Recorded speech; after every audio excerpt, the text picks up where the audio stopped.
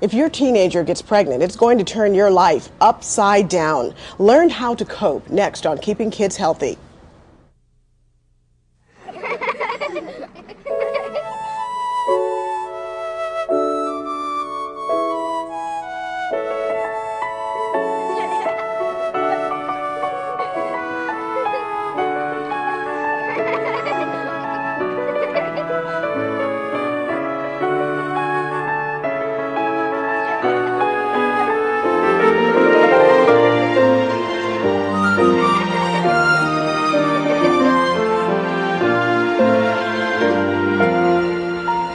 Hello, I'm Dr. Winnie King, and I'm here in the lobby of the Children's Hospital at Montefiore, New York City. So you can expect to hear some ambulance sirens in the background. That's all part of the ambiance here. Now, did you know that 1/3 of all young women become pregnant at least once while they're still teenagers? Well, if your daughter does get pregnant or your son announces that he's going to be a dad, you'll have no trouble finding information for them about what to do. But what about you? As the parent, you're going to wind up carrying the tremendous part of the burden that follows a pregnancy, but you're not going to have much control over the decisions that are made. Today, we're going to help you figure out what to do. I want you to meet Jane Daniels, who discovered that her 19-year-old daughter was going to have a baby when she was already 5 months pregnant. Amy was a good kid. She was an enthusiastic kid. She was a neat kid to be around. She was a little bit tougher when she became a teen. She got involved with some drugs and alcohol. She didn't do very well in school, and I was worried about her as a teen. There was nothing that could have prepared me for the phone call that I got. It was Amy's boyfriend's mother. So I think her exact words were, "Congratulations, Grandma." And I think my heart stopped. I mean, I knew right away, but I was so shocked that it took me a couple seconds to kind of feel like there was a correlation between what she was talking about and Amy being pregnant. So I think I said, "What do you mean?" And she said, "Oh, you didn't know." Not only was I angry, but I was furious that I was hearing it from her and not from Amy. I was the last one to know, and I was her mother. So that was very, very painful for me. My expectation for Amy was that she went to college. I wanted to see her have a career and then maybe think about a family or a marriage. You know, having an education opens your options in life. To me, having a child narrows your world, and I didn't want that for her. Well, Jane, you and Amy are here today to talk about this, but this really was devastating for you for a very specific reason. Tell us about that. I think the hardest thing for me was that I felt that Amy was repeating the mistakes that I had made in my past. I had gotten pregnant when I was the exact same age. I had just gotten out of high school, so I hadn't furthered my education. I wasn't married. I had her. I was on welfare for years. I had to go back to college at a later age, and I just felt like I wanted her to do something different, and she was doing the same thing. And you could just see everything that you'd been through getting ready to happen to your daughter. Yes. And Amy, your mom sent you to counseling, didn't she? Yes, and it was the best thing that she could have done. Yeah, why is that? It really just changed the path of my life. You know, it was able to give me an objective opinion, and I didn't want to always talk to her about what was going on, obviously. Sure. So going there really just it changed my life. Yeah. Well, Amy's counselor is Dr. Michael Bradley. Now, he's an adolescent psychologist in Philadelphia who deals regularly with teenagers who are pregnant and also their families, and we're so glad that you're here today. This is not an unusual reaction that Jane had, isn't that right, Mike? Very common reaction. A teen pregnancy in the family is like a hand grenade going off in the kitchen. Parents are stunned, they're overwhelmed, they're frightened, they're angry, and their initial reaction is to rush in and take charge and say, well, this is what's going to happen. You're going to do this, young lady.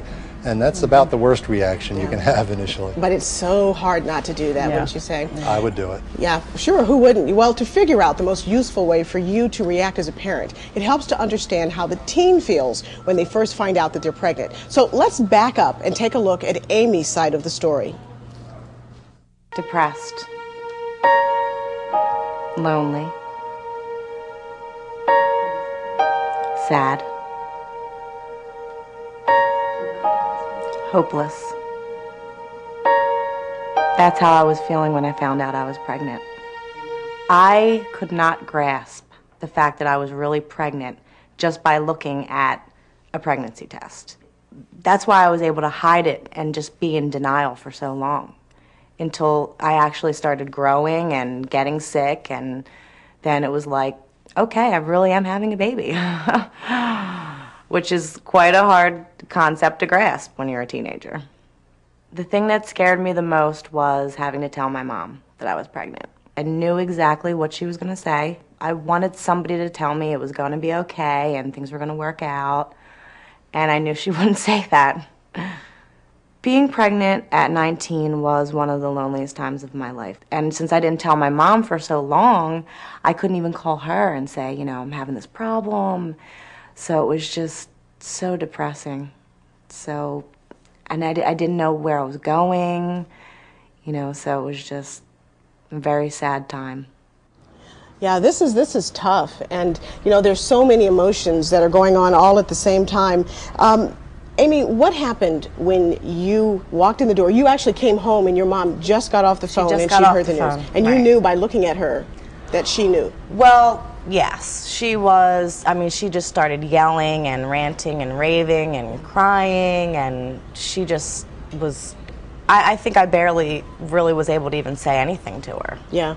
Well, I mean, I certainly, as an ER doctor, have unfortunately had to be the person that tells parents that their children are pregnant when there's been no idea. I've even had young girls that were in labor, and the parents are saying, "Oh no, it must be gas. It can't possibly be anything more than that." When in fact they're full term and getting ready to deliver. Now, Leslie Rottenberg is the senior director of social services for Planned Parenthood in New York City, where she counsels pregnant teens. And Leslie, it's hard for parents to even imagine what's going on with their teens. It's like, you're depressed, I'm depressed, but in fact that is a real emotion for these pregnant teens. Oh yeah, absolutely. I think, you know, while of course reactions vary, her reaction was very normal. It's, you know, a very fearful time. Teens are afraid that they're going to disappoint and anger their parents, and so they do feel alone and afraid to tell their parents. When I see teens in my office who haven't told their parents yet and are afraid, I encourage them maybe that they want to tell their parents in my office with me in a safer place for them, or we can call their parent on the phone. So there are other ways that a teenager can manage that would make it easier. Well, Mike, we have a sense now of the emotions that are going on. We've got the anger, the fears on the part of the parent, and also the depression and the frustration for the teen. What is the most effective way for a parent to handle all these emotions but yet communicate effectively with their pregnant child? Understand that job number one is not to fix the problem. Job number one is to reestablish your relationship with your child. You had a bond, typically, and you had a relationship and a way of working together. You have to build that first. So you can't rush in and say, this is what's going to happen, and let's talk about all the options. You start by reconnecting emotionally. You know, sweetheart, what are you feeling? What's going on? All those things that Amy said that just make you want to cry. Sure. These kids are feeling horribly isolated and terrified. So telling the parent that, and the parent being able to listen, is a reconnecting the bond. But the parent should also tell their feelings as well, saying, I'm feeling scared too. I'm feeling alone. I don't know what to do either, honey. Then the next step is to look at solutions.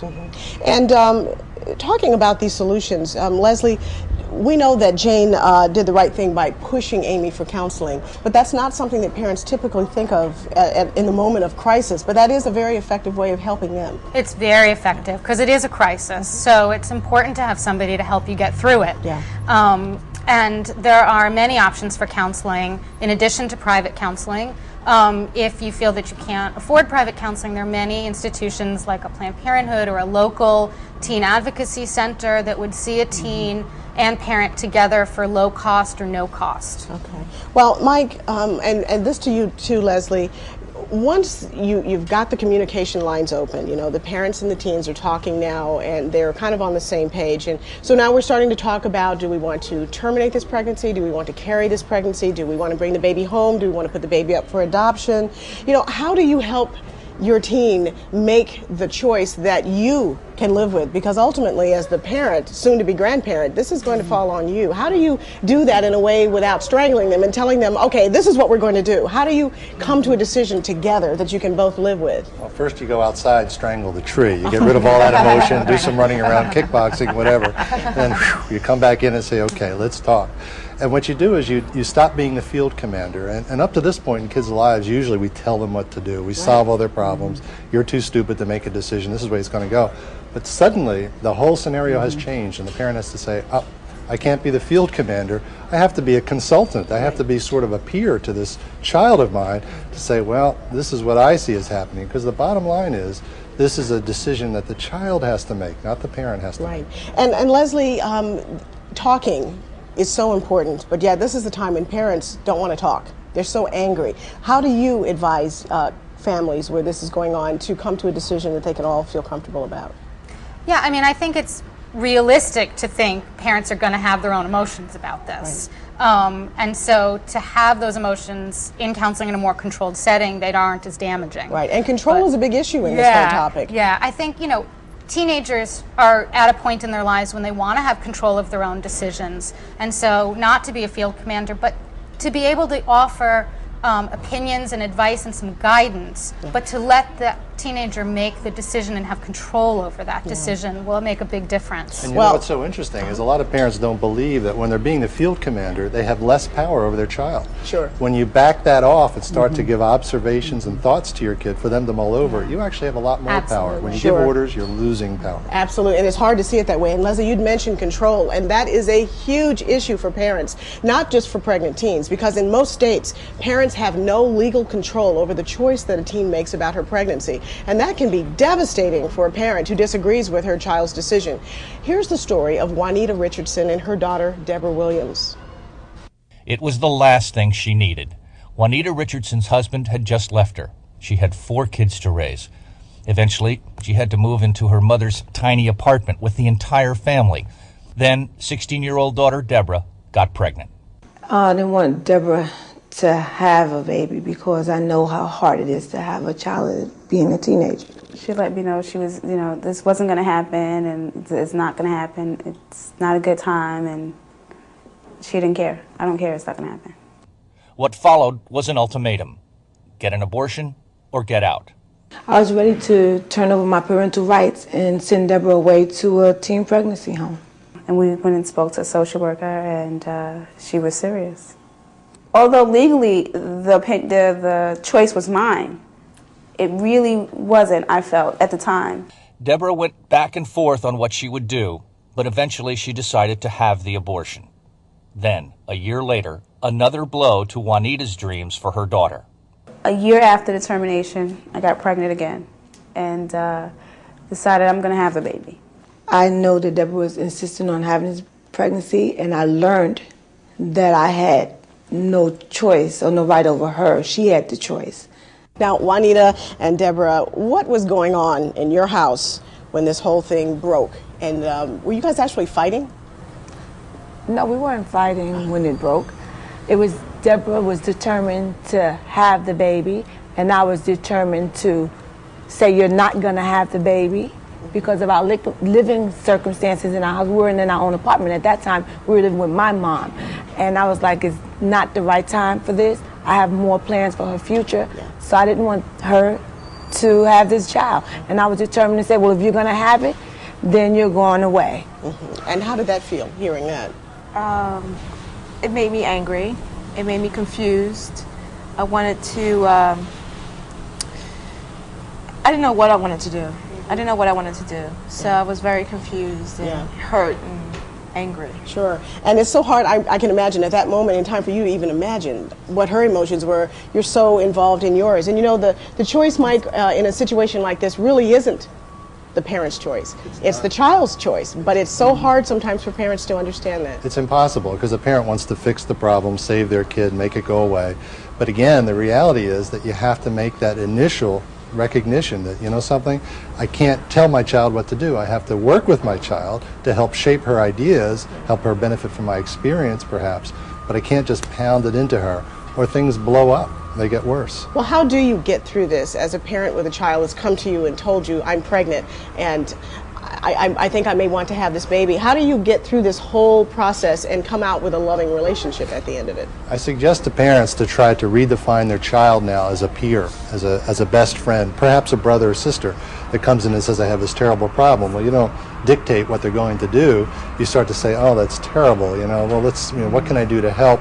Let's look at the options. Because what you have to do is get as much as you can, get that emotion out of the situation before you sit down and say, these are our alternatives. Let's come up with a plan. Yeah, Deborah, does that sound like something that would have been beneficial for you? Absolutely. I think that had I had more support and less authority, that things possibly would have turned out a lot differently. And differently in the sense of maybe not terminating your first pregnancy or not becoming pregnant the second time? Not becoming pregnant the second time. So do you think you were angry after you had this termination of your first pregnancy? I was angry, and then I still felt let down and disappointed and still was hurt and looked for something to help ease that. Right.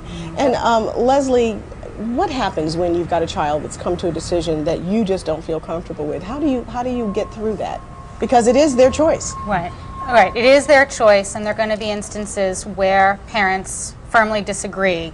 And if you can work through that with a counselor, that's the best thing to have happen. But if you find yourself in a place where you cannot agree or condone what your child is doing, you need to make sure that they have the resources they need and that they're safe. I saw a teenager a number of years ago who I'll never forget. The mother was so angry in my office and screaming at her child.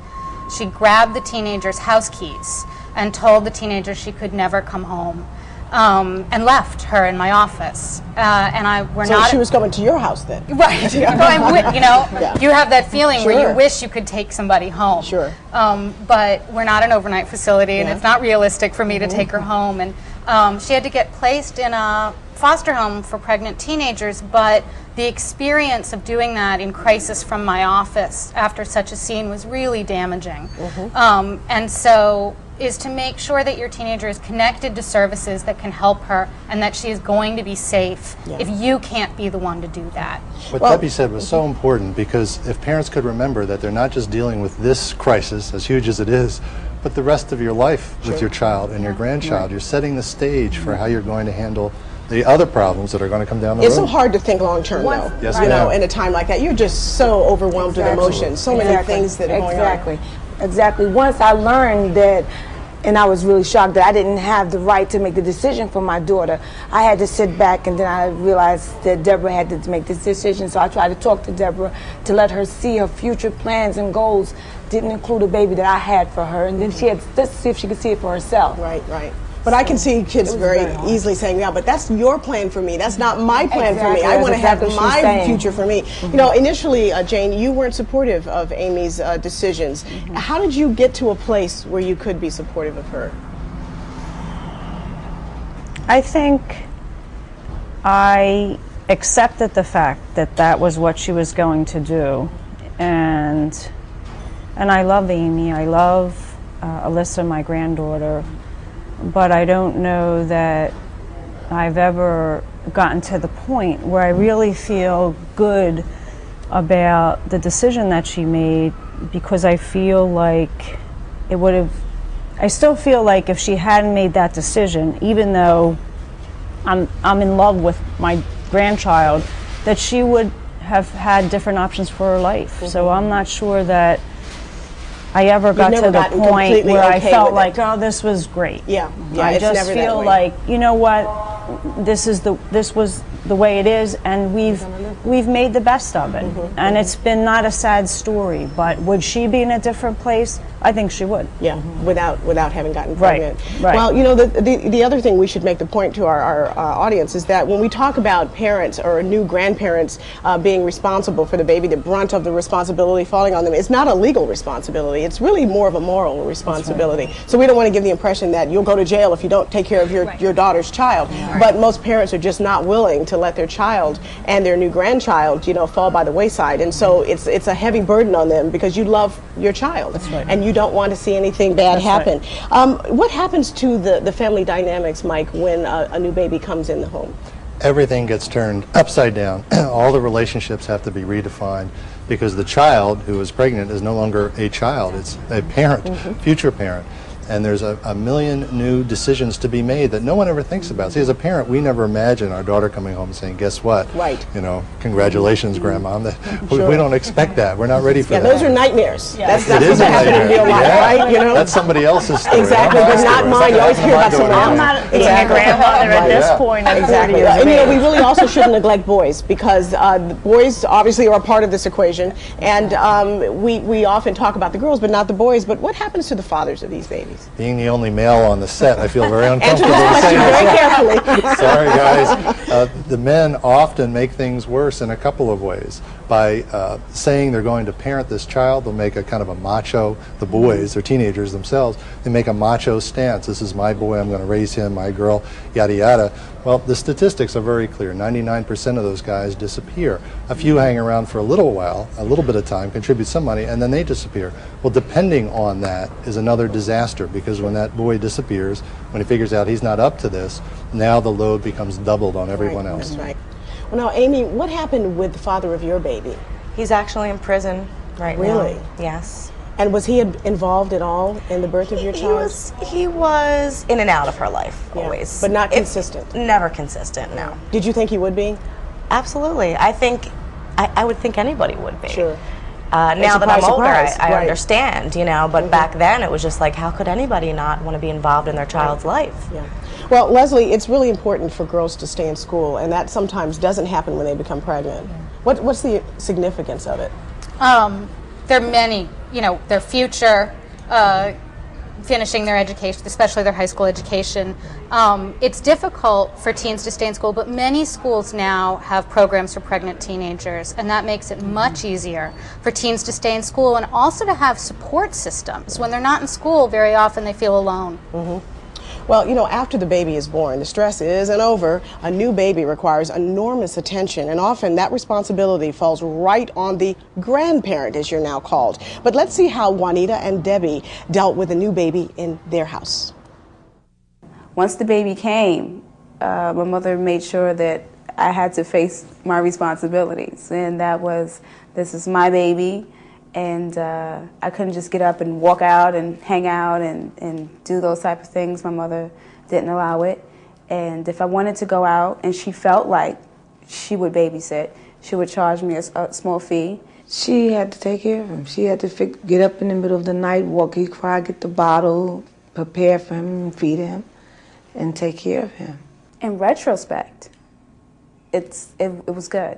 But at the time, you don't feel like that. At the time, you feel like, oh, it's not fair. You want to see me struggle, and it's not, you know. But in retrospect, when you look back, it instilled a lot of responsibility. It made me, it just made me more mature. Well, Juanita and Jane, this was really difficult for you, but what would you say overall was like the hardest part of this whole thing? Was it the shock of hearing about it, the loss of control, or the loss of your dream, so to speak, for your daughter? What was the hardest part for you for both? I think for me it was the loss of my dream for Amy and her future. I mean, I thought she was going to walk a different path, and when I realized that she wasn't, that was the biggest disappointment for me. Juanita? It was all three for me. It was the shock, it was the loss of control, and it was the dreams that, like Jane said, I had for my daughter. It was all three for me. Yeah. And I know that you felt that, and that was a big part of your decision to terminate your first pregnancy, because you felt that weight that your mom was so terribly disappointed. What would you say could have been said to you at the time that would have perhaps helped you get through this, that you would like parents that are listening today to know? I don't know that anybody could have said anything to me that would have made me feel differently. I really felt the way that I felt, and when I look back on it, I think, I'm not sure I wouldn't feel the same way today. I was angry, I was hurt, I was disappointed. I guess the only thing I would say to other parents is get help. Get outside help. Right. For yourself. For yourself. Which is something that we typically child. don't do. You know, That's as right. caregivers of kids, we're so focused on them until we don't deal with our own emotions. What about you? Could someone have said something to you that would have perhaps helped you? No, I don't think so at that time. No, not at all. Because no one knew the circumstances that I was in with my children in my mother's household, in our position at the time. So no, I don't think at that time no one could have said anything to me. But I would say, like Jane, seek help. Because it's important not only for me as a parent, but my daughter who's becoming a parent also. Sure, sure. Well, you know, it just sounds like overall what you guys are really talking about is just getting control of your emotions and not acting rashly and saying something that ends up being more hurtful than helpful and sort of wishing later that you had said something different. Now, if you'd like help with teen pregnancy, you can contact Planned Parenthood at PlannedParenthood.org. Their phone number is 1-800-230-PLAN. That's PLAN. Or you can also contact Kids Health at kidshealth.org. And be sure to check out Michael Bradley's book, Yes, Your Teen is Crazy. What a great title. Thanks so much to all of you for being here and sharing your insights to help our audience understand this very, very difficult and complex issue. Thank you so much. I'll see you next time on Keeping Kids Healthy.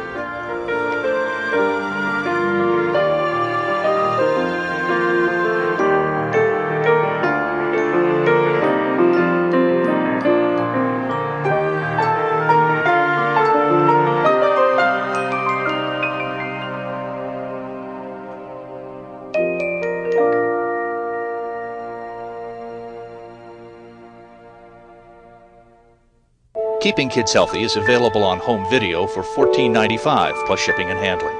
To order your copy, call 800-357-5742 or order online at www.keepingkidshealthy.org.